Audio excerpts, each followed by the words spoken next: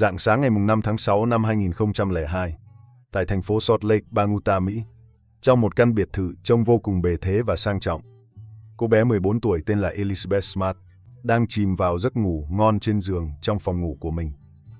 Cha của cô ấy là một doanh nhân bất động sản thành đạt. Mẹ là một nhân viên xã hội rất nhiệt tình và nhân hậu. Trong số 5 đứa trẻ của gia đình, Elizabeth là con thứ hai. Điều kiện sống giàu có và sung túc từ nhỏ, cùng bầu không khí tín ngưỡng, tôn giáo, thành kính trong gia đình, đã giúp Elizabeth hình thành tính cách điềm đạm và dịu dàng. Ở trường, cô ấy là một học sinh luôn tuân thủ lễ nghi và là một học sinh ưu tú có thành tích đứng đầu. Cô ấy yêu thích âm nhạc cổ điển, đặc biệt là rất tài hoa trong việc gảy đàn tơ rưng. Đây chính là hình mẫu, một người con gái xuất sắc trong lòng nhiều người. Nhưng vào hơn 2 giờ sáng ngày hôm đó, cơn ác mộng đã ập đến. Elizabeth đang ngủ say thì bị một người lay tỉnh. Chưa kịp phản ứng, một bàn tay lớn đã bịt chặt miệng cô ấy. Sau đó một con dao đã kề sát vào cổ cô ấy. Kế đến một giọng nam cố ý hạ thấp âm lượng, vang lên bên tai cô ấy. Nếu không muốn mất mạng thì cấm được kêu la. Đi theo ta.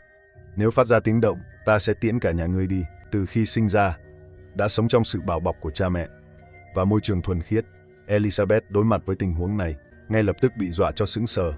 Dưới lời đe dọa đoạt mạng của đối phương, cô ấy bước xuống giường như kẻ mộng du, lo lắng liếc nhìn sang phía vài mét bên cạnh, nơi cô em gái 9 tuổi Mary đang ngủ trên một chiếc giường khác. Sau đó đi theo người đàn ông cầm dao kia, rời khỏi phòng ngủ, mở cửa sau của ngôi nhà, bước ra ngoài và biến mất trong màn đêm mênh mông. Theo nhiều vụ án mà chúng ta từng tìm hiểu trước đây, sự biến mất của Elizabeth có thể phải đến sáng sớm, thậm chí là nửa buổi sáng hôm sau mới được phát hiện. Nhưng trong vụ án này, tình hình lại hoàn toàn khác biệt, bởi vì toàn bộ quá trình bắt cóc này đều đã được một người chứng kiến tận mắt, đó chính là cô em gái Mary ngủ cùng phòng. Ngay khi người đàn ông đó vừa bước vào phòng ngủ, luồng sát khí nguy hiểm đã khiến Mary giật mình tỉnh giấc. Nheo mắt lại nhìn thấy bóng dáng của người đàn ông đó, Mary sợ hãi đến mức toàn thân đông cứng, một chút cũng không thể cử động. Ngay cả sau khi chị gái Elizabeth bị đưa đi, nỗi sợ hãi tột độ vẫn như một ngọn núi lớn, đè chặt cô ấy trên giường, đến mức ngay cả âm thanh cũng không thể phát ra. Cho đến hơn 2 tiếng đồng hồ sau, áp lực do nỗi sợ hãi mang lại mới tiêu tan đi phần nào. Cô ấy mới có thể bò từ trên giường dậy, vừa khóc vừa chạy vào phòng ngủ của bố mẹ, thông báo cho bố và mẹ tin tức kinh hoàng này. Cuộc tìm kiếm Elizabeth đã bắt đầu từ khi trời chưa sáng. Đến sáng ngày hôm sau, tin tức này đã lan truyền khắp thành phố. Hàng trăm sĩ quan cảnh sát, hàng ngàn tình nguyện viên đã triển khai cuộc tìm kiếm xung quanh khu vực của gia đình Smart theo kiểu rà soát từng mét đất. Trên trời có trực thăng trang bị thiết bị tầm nhiệt lượn vòng. Dưới đất có đội tìm kiếm cứu nạn chuyên nghiệp, mang theo chó nghiệp vụ để tìm kiếm. Sở dĩ có thể trong một thời gian ngắn tổ chức một cuộc tìm kiếm quy mô lớn như vậy, người chú Tom Smart của Elizabeth đã đóng một vai trò rất lớn. Ông ấy là một phóng viên ảnh kỳ cựu của giới truyền thông, cũng là người sau khi Elizabeth mất tích, ngoại trừ phía cảnh sát ra, người đầu tiên nhận được tin tức. Ông ấy đã tận dụng các mối quan hệ tích lũy nhiều năm của mình, hầu như chỉ trong một đêm, đã đưa tin tức về việc cháu gái bị bắt cóc lên hầu hết các chương trình tin tức truyền hình trên toàn quốc. Rất nhiều người dẫn chương trình nổi tiếng đều ở trong chương trình át chủ bài của mình, bày tỏ sự lo ngại đối với sự an nguy của Elizabeth. Đối mặt với vụ án mà cả nước đang chú ý này, phía cảnh sát tự nhiên là không dám chậm trễ. Vì vậy đã tung vào lực lượng cảnh sát chưa từng có và tâm sức để tiến hành tìm kiếm và điều tra. Sau khi tiến hành kiểm tra hiện trường vụ án một lượt, có thể xác định kẻ bắt cóc đã từ trong nhà bếp đi vào bên trong nhà qua một cánh cửa sổ không khóa. Cánh cửa sổ này bình thường đều được đóng chặt, duy nhất vào ngày hôm trước, do nấu ăn có đồ bị cháy khét, mẹ của Elizabeth đã mở cửa sổ để bay bớt mùi rồi quên đóng lại. Ban đêm tên bắt cóc đó dùng kéo cắt một lỗ trên lưới cửa sổ, dẫm lên một chiếc ghế rồi trèo vào bên trong nhà, đi thẳng vào phòng ngủ của cô gái, đưa Elizabeth đi từ cửa sau. Trong suốt cả quá trình đó, đối tượng này đã né tránh các camera an ninh được lắp đặt tại nhà. Hắn tiến hành vụ bắt cóc từ góc chết của camera giám sát.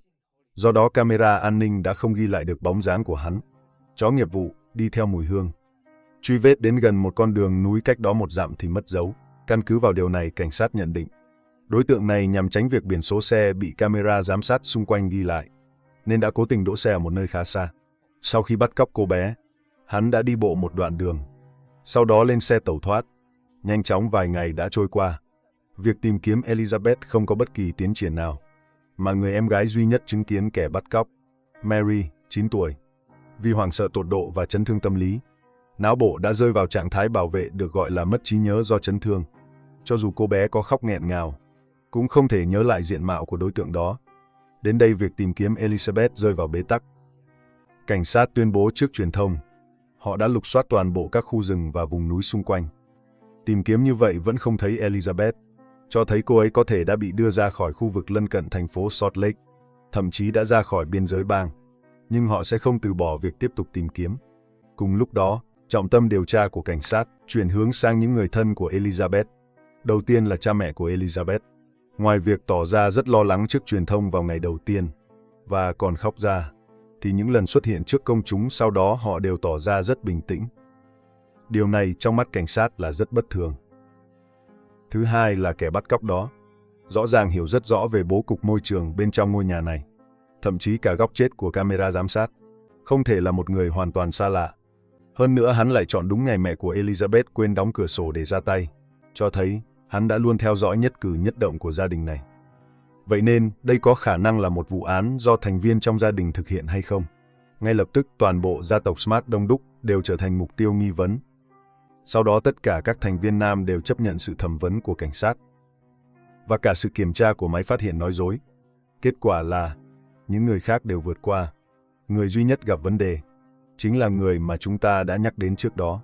Chú Tom là người đã nỗ lực hết mình trong việc kêu gọi sự giúp đỡ từ truyền thông. Thực tế là sau khi Elizabeth mất tích, ngoài việc liên hệ với các phương tiện truyền thông lớn để đưa tin, ông gần như tham gia vào mọi khâu tìm kiếm. Khi chấp nhận cuộc kiểm tra bằng máy phát hiện nói dối của cảnh sát, ông đã gần như không ngủ được chút nào trong 5 ngày, và kết quả kiểm tra của ông là không thể xác định. Nghĩa là máy móc không thể đánh giá ông rốt cuộc là đã vượt qua hay thất bại. Điều này khiến ông tạm thời trở thành người đáng ngờ nhất trong mắt cảnh sát. Về việc này, Tom tự bào chữa rằng bất kỳ ai ở trong hoàn cảnh của ông, vừa lo lắng cho sự an nguy của cháu gái, vừa không ngủ được trong 5 đến 6 ngày liên tiếp, thì đều không thể vượt qua bài kiểm tra nói dối một cách bình thường được. Sau khi tình trạng hỗn loạn này kéo dài được vài ngày, cảnh sát đành bất lực thông báo, loại bỏ mọi nghi ngờ đối với các thành viên trong gia đình Smart.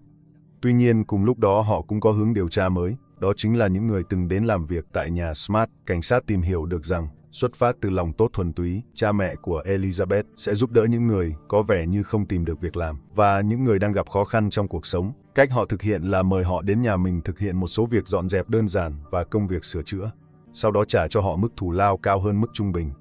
Và trong số những người từng đến làm việc tại nhà Smart, có thông tin của một người đã thu hút sự chú ý của cảnh sát. Tên anh ta là Richard Ritchie, 49 tuổi, từng có nhiều tiền án về tội trộm cắp và ngồi tù. Sau khi ra tù vài năm trước, anh ta bắt đầu làm những công việc tạm thời. Cũng từng đến nhà Smart làm lao dịch một thời gian, sau đó tật xấu tay máy của hắn lại tái phát. Cha mẹ Elizabeth đã sa thải anh ta, nhưng không trình báo cảnh sát. Vậy liệu có phải vì thế mà hắn ôm hận trong lòng, rồi bắt cóc Elizabeth để trả đũa không? Cảnh sát cho rằng khả năng này rất cao. Vì vậy, sau hơn 1 tháng Elizabeth mất tích, cảnh sát đã bắt giữ Richard, bắt đầu thẩm vấn anh ta với cường độ cao. Đối với điều này, Richard đương nhiên một mực phủ nhận. Vợ của Richard cũng thề thốt rằng, vào đêm cô bé bị bắt cóc đó, chồng cô ấy vẫn luôn ở nhà ngủ, không thể nào gây án. Mary, em gái của Elizabeth, sau khi nghe một đoạn băng ghi âm khi cảnh sát thẩm vấn Richard, cũng khẳng định rằng đó không phải là giọng nói của kẻ bắt cóc vào đêm hôm đó. Nhưng cảnh sát vẫn xác định Richard chính là nghi phạm số 1. Ngay cả khi không có bất kỳ bằng chứng thực tế nào cho thấy anh ta đã tiến hành vụ bắt cóc, họ vẫn tạm giam anh ta với cáo buộc nghi ngờ trộm cắp và cắt đứt liên lạc giữa anh ta với gia đình để ngăn chặn việc thông cung. Cùng lúc đó, người phát ngôn của cảnh sát khi trả lời phỏng vấn truyền thông đã liên tục dùng những lời lẽ ám chỉ. Chúng tôi tin rằng Richard biết tung tích của Elizabeth, thậm chí có thể đã hãm hại cô. Đồng thời, một sự việc kỳ lạ đã xảy ra ngay sau khi Richard bị bắt giữ không lâu. Tại một ngôi nhà khác của gia tộc Smart trong khu dân cư này, có kẻ đã cố gắng leo qua cửa sổ để đột nhập vào giữa đêm. Tuy nhiên, khi đẩy cửa sổ ra, kẻ đó đã làm rơi khung ảnh đặt trên bục cửa sổ. Lúc này, những người trong gia tộc Smart đều đang ở trong trạng thái vô cùng căng thẳng và cảnh giác. Nghe thấy tiếng động, họ liền lập tức chạy ra kiểm tra và làm cho kẻ đó hoảng sợ bỏ chạy. Mà trong ngôi nhà này, có một người em họ của Elizabeth đang sinh sống. Vì vậy, liệu có thể cùng là một tên tội phạm muốn tiếp tục ra tay với những đứa trẻ của gia đình Smart hay không? Nhưng cảnh sát sau khi biết được tình huống này lại không mấy bận tâm, bởi vì lúc này họ đã cố chấp xác định Richard chính là kẻ thù ác. Thế là họ tập trung toàn bộ nguồn lực, liên tục tiến hành thẩm vấn anh ta với cường độ cao. nhưng vẫn không thể thu được bất kỳ lời khai nào có giá trị. Sau đó, bi kịch đã xảy ra. Sau khi bị tạm giam hơn 1 tháng, vào ngày 27 tháng 8 năm 2002, Richard do bị vỡ phình động mạch não, đã gục ngã ngay trong phòng giam. Sau vài ngày hôn mê, bệnh viện thông báo anh ta đã qua đời. Lần này cảnh sát hoàn toàn bàng hoàng, bởi vì dựa theo những tài liệu nắm giữ trong tay, Richard thực sự dường như không liên quan đến vụ án này. Mặc dù sau đó cảnh sát tuyên bố rằng cái chết của Richard hoàn toàn do yếu tố tự nhiên bất khả kháng và họ hoàn toàn không phải chịu trách nhiệm. Tuy nhiên, cũng có nhiều người lên tiếng chỉ trích. Họ cho rằng chính vì môi trường thẩm vấn căng thẳng và áp lực cao đó đã đẩy nhanh quá trình vỡ phình động mạch của Richard. Tất nhiên, tất cả những điều này đều là chuyện về sau. Vào thời điểm đó, điều khiến cảnh sát cảm thấy bối rối nhất có lẽ không phải là việc làm hại một người vô tội, mà là manh mối tìm kiếm tung tích của Elizabeth lại một lần nữa bị đứt đoạn. Và lúc này, bước ngoặt và vị cứu tinh lớn nhất của toàn bộ vụ án đã xuất hiện. Đó chính là vào đêm hôm đó, Mary, em gái 9 tuổi của Elizabeth, người cũng có mặt tại hiện trường. Sau khi vụ án xảy ra, ký ức của cô bé đã bị phong tỏa do nỗi sợ hãi và tổn thương trong lòng. Cô bé biết mạng sống của chị gái đang ngàn cân treo sợi tóc, nhưng dù có cố gắng đến đâu, cũng không thể nhớ rõ những chi tiết mình đã nhìn thấy và nghe thấy. Điều này khiến cô bé rơi vào nỗi đau khổ và cảm giác tội lỗi sâu sắc. Sau này cô bé nhớ lại và nói rằng, nếu bản thân có thể quay ngược thời gian về đêm xảy ra vụ án đó, cô bé chắc chắn sẽ bật dậy và hét lớn. Đồng thời cố gắng nắm lấy tay chị gái để cùng nhau chạy trốn, cho dù có bị hãm hại cũng không màng. May mắn thay, cô bé được sống trong một gia đình tràn ngập sự bao dung và yêu thương. Cha mẹ dù có lo lắng cho Elizabeth đến mấy, cũng không ép buộc hay tạo áp lực bắt Mary phải nhớ lại, hoặc thậm chí có thể tự thêu dệt nên cái gọi là ký ức, mà chậm rãi đưa cô bé đi gặp bác sĩ tâm lý để điều trị tâm lý về hội chứng tâm lý sau chấn thương PTSD. Hơn 3 tháng trôi qua, nỗi sợ hãi trong lòng Mary cuối cùng cũng dần tan biến. Vào một buổi chiều nọ, cô bé nằm một mình trên giường, chủ động cố gắng hồi tưởng lại cảnh tượng chị gái bị đưa đi. Đột nhiên cô bé cảm thấy giọng nói của người đàn ông đó vang lên, không phải ở bên tai, mà xuất hiện trong tâm trí cô bé. Cách nói chuyện đó, ngữ điệu đó, đúng rồi, chính là người đàn ông đó. Thế là cô bé liền chạy ngay vào phòng bố mẹ, nói ra tên của người đàn ông đó là Emmanuel. Và khi cái tên này được con gái nói ra, vợ chồng Smart đều có chút mơ hồ, bởi vì ký ức thực sự quá mờ nhạt. Sau khi cố gắng suy nghĩ một hồi, họ mới nhớ ra vài tháng trước, một người ăn mặc như kẻ lang thang từng đến nhà để cắt cỏ. Người này tự xưng là Emmanuel. Đối tượng này chỉ làm việc tại nhà họ đúng 1 ngày, và giao tiếp giữa họ cũng không nhiều. Mary có lẽ thỉnh thoảng chỉ nghe thấy hắn ta nói vài câu. Giờ đây, lại có thể nhận ra giọng nói của hắn một cách chắc chắn như vậy, lại còn khớp được với tên của hắn. Chỉ có thể nói là do linh tính mách bảo. Sau đó dựa trên lời mô tả của vài thành viên trong gia đình, những người từng tiếp xúc với đối tượng Emmanuel này vào thời điểm đó, họa sĩ đã phác họa ra bức chân dung khuôn mặt của người đàn ông này. Nhưng lúc này, phía cảnh sát phụ trách vụ án lại vì sai lầm khiến Richard chết oan trước đó, mà rơi vào một trạng thái tâm lý do dự rụt rè khác. Đặc biệt là sau khi biết manh mối có được là dựa vào ký ức của Mary. Họ tuyên bố cần phải thận trọng và hết sức thận trọng. Vì vậy, họ mãi vẫn chưa công bố bức chân dung đó ra công chúng. Vài tuần sau, gia đình Smart cũng đã chịu hết nổi sự bất lực này của cảnh sát. Họ tự mình tổ chức một buổi họp báo để công bố hình ảnh của nghi phạm này. Buổi phát sóng trực tiếp còn chưa kết thúc, đã có người gọi điện đến và cho biết đã nhận ra người đàn ông trong bức ảnh phác họa. Tên thật của hắn là Brian David Mitchell, 49 tuổi. Brian cũng xuất thân từ Salt Lake City, trong một gia đình sùng đạo, nhưng do ham muốn kiểm soát mạnh mẽ của người cha, cùng phương pháp giáo dục rất cực đoan và tồi tệ, cộng thêm sự nhút nhát, nhu nhược của người mẹ, đã hình thành nên nền tảng tính cách điên cuồng và vặn vẹo của Brian. Từ thời kỳ nổi loạn của tuổi trẻ, hắn đã liên tục bị cảnh sát xử lý vì các hành vi bạo lực, cũng như các vấn đề về tình dục. 19 tuổi, hắn đã lập gia đình với một người phụ nữ, vừa mới quen biết không lâu, nhưng chỉ sau 1 năm, cuộc hôn nhân đã kết thúc bằng việc ly hôn. Trong quãng đời sau đó, hắn đã trải qua vài cuộc hôn nhân, nhưng cuối cùng đều không có kết cục tốt đẹp. Trong một cuộc hôn nhân, hắn còn bị cảnh sát điều tra vì nghi ngờ làm nhục con gái riêng của vợ. Tuy nhiên, cuối cùng vụ việc đã không tiến tới giai đoạn khởi tố. Năm 30 tuổi, vì những ngôn hành quá mức cực đoan của mình, hắn đã bị giáo hội Mormon trục xuất. Điều này càng làm sâu sắc thêm sự cực đoan và phẫn nộ trong lòng hắn. Sau này khi đang làm thủ tục ly hôn, hắn quen biết một người phụ nữ tên là Wanda Baze. Hai người nhanh chóng kết hôn với nhau. Sau đó cặp vợ chồng này đã sống một cuộc đời như những kẻ lang thang.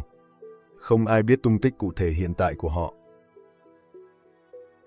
Sau khi nắm được những tình hình này, cảnh sát lập tức phát ra lệnh truy nã. Bức ảnh của Brian Mitchell cũng xuất hiện trên chương trình truyền hình lệnh truy nã đặc biệt, bắt đầu được phát sóng trên phạm vi toàn quốc, nhưng sau đó vẫn không có bất kỳ manh mối nào có giá trị. Khi thời gian cứ từng tháng một trôi qua, nhiều người dù không nói ra, nhưng trong lòng hầu như đều bi quan định bụng rằng Elizabeth bị bắt cóc có lẽ đã lành ít dữ nhiều. Cho đến 9 tháng sau khi vụ án xảy ra, một ngày tháng 3 năm 2003, một người qua đường đã gọi điện đến đồn cảnh sát thành phố Salt Lake, báo cáo rằng đã nhìn thấy Brian đang thản nhiên đi bộ trên phố. Cảnh sát không dám lơ là, lập tức đến ngay hiện trường. Và sự thật của vụ án này cũng từ đó được hé mở. Vậy chuyện gì đã xảy ra trong suốt 7 tháng này? Số phận của Elizabeth rốt cuộc ra sao? Sau đây tôi xin kết hợp các lời kể của nhiều người tham gia sau sự việc để khôi phục lại diễn biến cho quý vị. Hóa ra gã Brian này sau khi bị trục xuất khỏi giáo hội, tinh thần đã phải chịu một cú sốc vô cùng lớn. Điều này càng làm sâu sắc thêm sự hoang tưởng của hắn. Cảm thấy bản thân mới là vị tiên tri chân chính, không được giáo hội thối nát chấp nhận. Thế là hắn nuôi tóc và để bộ râu dài, mặc áo choàng, bắt đầu tự xưng là sứ giả của Chúa. Bắt đầu đi lang thang khắp nơi để truyền bá giáo lý do chính mình biên soạn. Còn người vợ Wanda vừa kết hôn với hắn cách đó không lâu. Bản thân vốn là một người có tiền sử bệnh tâm thần phân liệt, quanh năm phải uống thuốc để kiểm soát. Dưới sự truyền giáo điên cuồng và tẩy não của Brian, người đàn bà này đã trở thành tín đồ đầu tiên và cuồng nhiệt nhất của hắn. Bắt đầu đi lang thang khắp nơi cùng hắn để truyền giáo. Rồi vào một ngày năm 2002, Brian tuyên bố với vợ, bản thân nhận được sự chỉ dẫn của Chúa, muốn thành lập một đế chế ngày tận thế. Để đạt được mục tiêu này, hắn phải cưới thêm 6 cô gái thuần khiết làm vợ. Sau đó hắn bắt đầu lảng vảng ở các khu dân cư giàu có để tìm kiếm mục tiêu. Mục tiêu của hắn nhắm vào những cô gái trẻ tuổi, gia cảnh giàu có và được giáo dục tốt, vì hắn cho rằng những cô gái như vậy có thể đảm bảo sự thuần khiết, đồng thời rất dễ khống chế và kiểm soát. Và rồi mục tiêu của hắn đã nhắm trúng Elizabeth của nhà Smart. Bằng cách giả vờ đáng thương để vào nhà Smart cắt cỏ, hắn đã nắm rõ cách bố trí bên trong của gia đình này, cũng như các góc chết của camera giám sát. Đồng thời, thông qua việc liên tục quan sát, hắn đã phát hiện ra sơ hở từ chiếc cửa sổ nhà bếp không khóa. Cuối cùng vào ngày 5 tháng 6, hắn đã dùng thủ đoạn đe dọa để ép Elizabeth ra khỏi nhà, đặt cô vào trong tầm kiểm soát của mình. Hơn nữa, khác với dự đoán của cảnh sát, sau khi bắt giữ Elizabeth, Brian không hề đưa cô bỏ trốn ra xa, mà trực tiếp di chuyển đến một căn lán tạm bợ được hắn dựng lên trên ngọn núi, cách đó chưa đầy 5 cây số. Ngay ngày hôm sau, với sự trợ giúp của người vợ Wanda, hắn vừa lớn tiếng đọc những lời cầu nguyện trong cuốn kinh thư do chính mình viết ra, vừa tổ chức cái gọi là hôn lễ với Elizabeth. Sau đó tên này đã thực hiện hành vi xâm hại vô cùng tàn nhẫn đối với cô gái. Trong những ngày tháng sau đó, phần lớn thời gian của Elizabeth đều bị khóa vào một thân cây bên trong căn lán này. Ngoài việc hầu như ngày nào cũng bị Brian xâm hại, cô còn liên tục bị hắn truyền giáo và tẩy não. Trong suốt thời gian này, Wanda thậm chí còn đảm nhận vai trò của một kẻ giám sát, túc trực bên cạnh Elizabeth 24/24 giờ để canh chừng cô.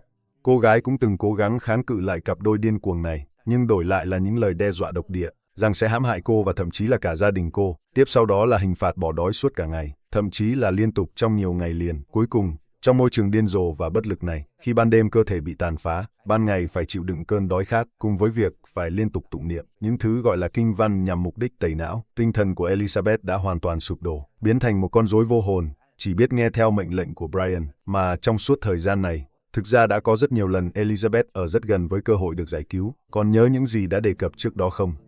Phía cảnh sát sau một thời gian đã phát biểu trong cuộc phỏng vấn rằng họ đã lục soát khắp các ngọn đồi lân cận đến từng tấc đất, phải không? Thực ra đó chỉ là lời nói khoác. Trong những ngày đầu tiên bị bắt cóc, Elizabeth thực sự đã nghe thấy tiếng đội tìm kiếm gọi tên mì. Nhưng vì bị xích trong lán, lại có một Wanda hung hãn ở bên cạnh bịt miệng và giám sát, cô hoàn toàn không dám kêu cứu, và đội tìm kiếm cứ như vậy đã bỏ qua khu vực sườn núi này mà không phát hiện ra cô. Sau đó một thời gian, có người đã phản ánh với phía cảnh sát. Có người trình báo về việc có ai đó dựng lều trái phép trên núi. Sau đó 2 nhân viên cảnh sát đã tìm đến đây. Brian và Wanda bước ra ngoài và nói với họ rằng họ chỉ là một cặp vợ chồng đang sống ẩn dật theo tôn giáo tại đây, không hề thực hiện bất kỳ hành vi bất hợp pháp hay bạo lực nào. Sau khi đưa lá bài đức tin tôn giáo ra làm lá chắn, các nhân viên cảnh sát đã lơ là cảnh giác. Họ rời đi mà không tiến hành bất kỳ cuộc kiểm tra nào bên trong lều.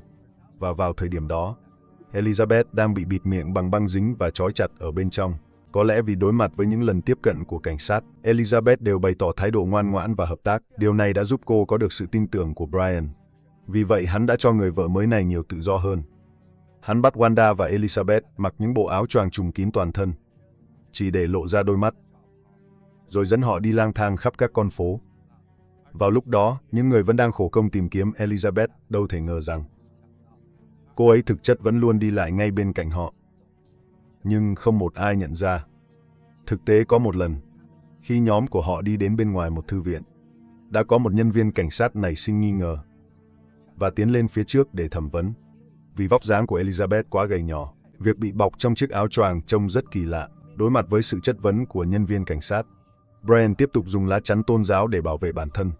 Hắn cho biết vợ và con gái mình ăn mặc như vậy hoàn toàn là do yêu cầu của tín ngưỡng và phong tục. Còn Wanda đang đứng cạnh Elizabeth cũng siết thật chặt tay của cô gái nhỏ.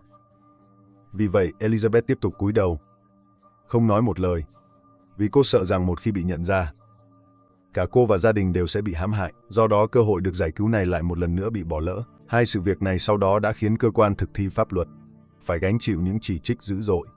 Họ bị cáo buộc thiếu sự cảnh giác cơ bản, bởi vì có những nạn nhân không có cách nào tự mình cầu cứu. Hơn nữa, sự lơ là này của phía cảnh sát suýt chút nữa đã tạo ra thêm nhiều nạn nhân khác. Vì mục đích Brian mạo hiểm lang thang trên phố là để tìm kiếm con mồi mới cho đủ số lượng như lời hắn nói, 6 người vợ mà Thượng Đế đã hứa hẹn cho hắn. Vì vậy hắn dẫn theo Wanda và Elizabeth, vừa tiếp tục lảng vảng trong khu dân cư này, vừa quan sát mục tiêu để ra tay. Mà sự hợp tác của Elizabeth vào lúc này không hoàn toàn xuất phát từ việc trong thâm tâm đồng tình với thứ gọi là giáo lý của người đàn ông điên cuồng này, hay là hoàn toàn chấp nhận số phận, mà giống như một kiểu để sinh tồn, nên đã đưa ra sự thỏa hiệp và tạo ra ảo tưởng. Trong lòng cô ấy vô cùng sợ hãi, sẽ lại có những cô gái khác phải chịu đựng số phận giống như mình. Thế là trong những hoạt động quan sát và thám thính địa bàn này, cô ấy đã trong phạm vi năng lực nhỏ bé của mình gây ra trở ngại cho Brian. Ví dụ như, sẽ giả vờ quan tâm để nhắc nhở Brian. Cô ấy cảm thấy người vừa đi qua đã nảy sinh nghi ngờ với họ, tốt nhất là mau chóng rời đi. Hoặc là cô ấy sẽ giả vờ đột nhiên cơ thể không khỏe, cần cấp bách trở về nhà nghỉ ngơi. Hơn nữa, Elizabeth khi đó cũng đã thầm thề trong lòng, nếu Brian thực sự bắt thêm một cô gái nữa về, thì dù bản thân có liều mạng cũng phải đứng ra ngăn ở giữa, bảo vệ cô gái đó. Cứ như vậy, dưới sự cản trở của Elizabeth, kế hoạch của Brian đã bị trì hoãn rất nhiều. Cộng thêm việc tất cả các bậc phụ huynh trong khu dân cư đều nâng cao cảnh giác, kế hoạch phạm tội tiếp theo của Brian đã phá sản vì làm rơi một khung ảnh trên bậu cửa sổ. Không lâu sau đó, trên báo chí xuất hiện tràn ngập bức tranh phác họa của Brian. Cùng với lệnh truy nã, hắn bắt đầu hoảng loạn. Thế là dẫn theo Wanda cùng Elizabeth rời khỏi bang Utah, đi đến San Diego thuộc bang California để tiếp tục sống lang thang. Trong thời gian này, Brian vì đột nhập vào một nhà thờ để phá hoại nên đã bị bắt giữ, sau đó càng bị đưa ra tòa án để tiếp nhận xét xử. Lúc này, hắn đã nằm trong danh sách truy nã của cảnh sát rồi. Nhưng Brian chỉ dùng một cái tên giả, hắn đã lừa được toàn bộ hệ thống tư pháp ở đây. Cho đến khi phiên tòa kết thúc, hắn được hưởng án treo và lại được thả ra đường phố, cũng không có bất kỳ ai nghi ngờ về thân phận của hắn. Tuy nhiên rõ ràng San Diego cũng không thể ở lại lâu được nữa. Thế là Brian lên kế hoạch đi đến địa điểm tiếp theo. Hắn bước đầu ấn định điểm đến tiếp theo là New York. Điều này đã gây ra sự bất an trong lòng Elizabeth. Cô ấy cảm thấy càng rời xa quê hương, cơ hội được giải cứu của mình sẽ càng nhỏ đi. Thế là cô ấy đã đưa ra hành động chủ động nhất sau khi bị bắt cóc. Đây cũng là hành động cuối cùng đảo ngược tình thế. Đó chính là dùng giọng điệu tâng bốc đầy khiêm nhường để nói với Brian: "Tôi biết Thượng Đế sẽ không trò chuyện với tôi, nhưng Ngài chắc chắn sẽ trò chuyện với anh. Bởi vì anh là tôi tớ và cũng là người bạn tốt nhất của Ngài. Cho nên, anh có thể hỏi Ngài một chút được không? Chúng ta có nên quay trở lại thành phố Salt Lake không? Nơi mà anh đã nhận được sự khai sáng của Thượng Đế." Người ta thường nói lời hay ý đẹp thì không bao giờ thừa.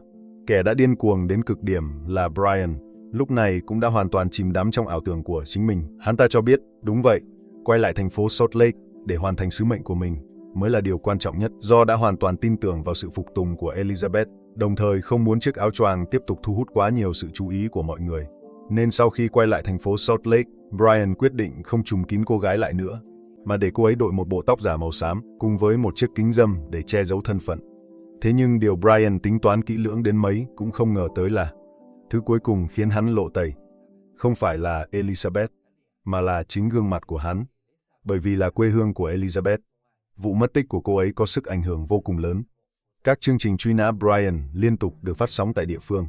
Cho nên ngay khi bọn họ vừa đến, đi vào một bãi đỗ xe, đã có một người nhận ra hắn. Thế là người này đã báo cảnh sát.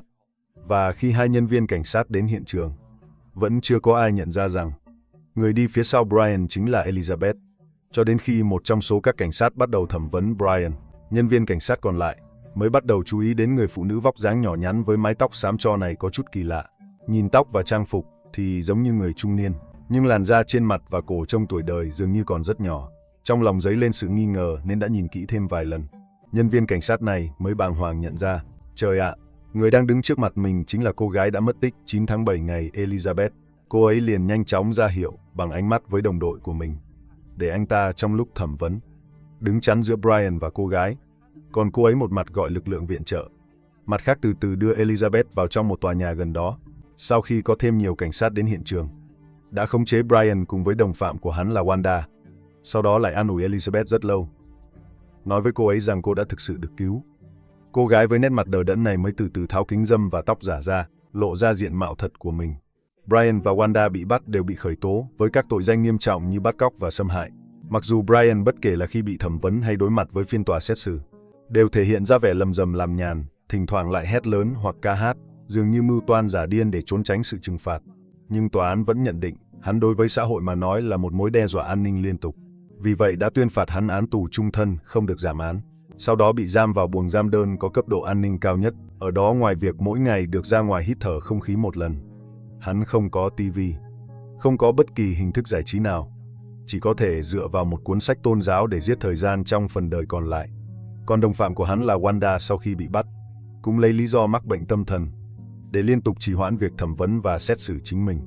Sau khi nhận thấy các thủ đoạn trì hoãn đã dùng hết, bà ta đột nhiên bắt đầu thể hiện hoặc diễn ra sự hối hận tột cùng. Cuối cùng đã đạt được thỏa thuận nhận tội với phía công tố, nhận mức án 15 năm tù, sau đó thậm chí còn được trả tự do sớm. Điều này cũng gây ra sự bất bình lớn trong dư luận xã hội. Về phần cô gái bị tàn phá nặng nề cả về thể xác lẫn tinh thần là Elizabeth, sau khi được cứu, cô đã trải qua một khoảng thời gian vô cùng đau đớn. Hội chứng PTSD nghiêm trọng khiến cô bị những cơn ác mộng bám lấy, tinh thần hoảng hốt. May mắn, nhờ có sự yêu thương chăm sóc của những người thân trong gia đình bên cạnh và sự hỗ trợ từ bác sĩ tâm lý chuyên nghiệp, cô cuối cùng đã hồi phục sức khỏe với tốc độ đáng kinh ngạo. Khép lại những gian nan thử thách này, cô gái hướng nội, trầm tính và có phần nhút nhát trước đây đã lột xác thành một chiến sĩ nhiệt huyết, mạnh mẽ và tự tin. Cô ấy không chỉ xuất hiện tại phiên tòa xét xử Brian, sau đó đối mặt trực tiếp để tố cáo kẻ ác đã bắt cóc và hành hạ cô. Sau đó còn trở thành một nhà hoạt động xã hội, nhà diễn thuyết vô cùng nổi tiếng, là người tích cực vận động cho sự an toàn của trẻ em, chống bắt cóc và chống nạn xâm hại. Cô ấy thậm chí còn với tư cách là giảng viên, được mời đến giảng bài cho các đặc vụ FBI, giải thích từ góc độ của người trong cuộc về việc nhiều nạn nhân khi bị khống chế, họ hoàn toàn không có cách nào chủ động phát ra tín hiệu cầu cứu. Những gì họ có thể trông cậy vào chỉ có thể là tinh thần cảnh giác của lực lượng chức năng, cùng với sự tỉ mỉ của họ mà thôi. Bài giảng của cô ấy đã khiến không ít điều tra viên kỳ cựu đều cảm thấy tiếp thu được rất nhiều điều bổ ích, thậm chí là rơi nước mắt. Dưới sự thúc đẩy của cô ấy, rất nhiều quy định và điều luật mới đã được thông qua, nâng cao một cách đáng kể hiệu quả xử lý các vụ án bắt cóc và mất tích trẻ em.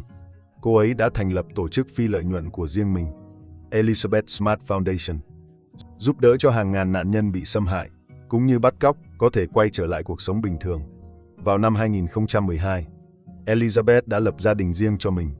Sau khi kết hôn, cô cùng chồng nuôi dạy 3 người con, trở thành một người phụ nữ thành công có cả gia đình và sự nghiệp. Em gái của Elizabeth là Mary cũng phải chịu đựng tổn thương tâm lý nặng nề sau sự việc lần này. Vì đêm hôm đó đã không đứng ra để giải cứu chị gái, nên cô đã bị dằn vặt bởi hội chứng tội lỗi của người sống sót trong một thời gian dài. Tuy nhiên cuối cùng cô cũng đã vượt qua được bóng ma tâm lý. Tình cảm giữa cô và chị gái lại càng thêm gắn kết sâu sắc hơn. Khi trưởng thành, cô đã trở thành một giáo viên tiểu học, chuyên ngành giáo dục âm nhạc, với mục tiêu dùng âm nhạc để xoa dịu những đứa trẻ từng phải trải qua tổn thương. Có thể nói hai chị em Elizabeth và Mary, dù trải qua nghịch cảnh nhưng đã sống một cuộc đời vô cùng rực rỡ. Minh chứng một cách hoàn hảo cho chúng ta thấy thế nào mới là sức mạnh thực sự của người phụ nữ. Vụ án hôm nay xin được khép lại tại đây. Một lần nữa vô cùng cảm ơn các bạn đã xem đến đây và đăng ký kênh Hồ sơ Vụ án có thật. Xin chào và hẹn gặp lại trong những video tiếp theo.